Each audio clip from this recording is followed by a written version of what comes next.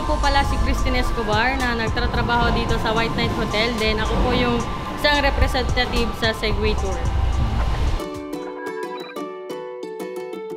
Para po mas mapadali or mabilis yung pag-tour ng mga turista dito sa Intramuros.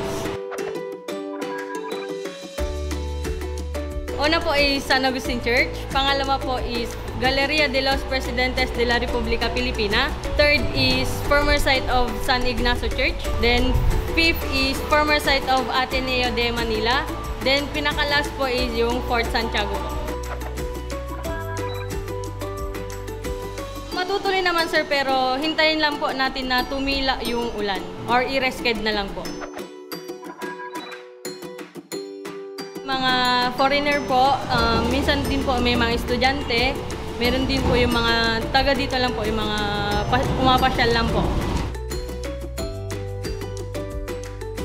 Itahin nyo na lang po yung White Knight Hotel Intramuros or mag-book na lang po kayo sa club. Then pwede rin po kayong mag-chat or mag-chat po sa White Knight Hotel Intramuros sa Facebook page po.